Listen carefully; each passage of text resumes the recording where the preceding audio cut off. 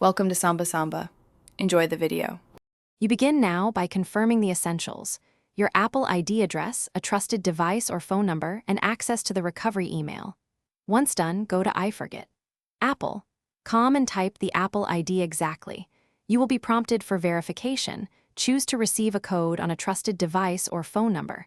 If a code appears, enter it immediately. Make sure you watch for notifications on linked devices because that code is the key to proceeding with the unlock process. You now handle the complex middle steps. If you received verification codes, enter them to move forward and reset your password. If you cannot access trusted devices or numbers, choose account recovery, provide a reachable phone, and follow the guided questions. Apple may require a review period, so note the case ID and monitor your email and texts closely.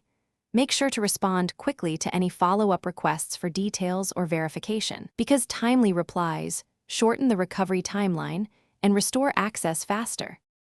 You finish by creating a strong new password and signing back into iCloud on each device. Once signed in, revoke old sessions and review which devices remain trusted. Remove any you do not recognize. Then update your trusted phone numbers and set up a recovery contact or recovery key to prevent the same lockout.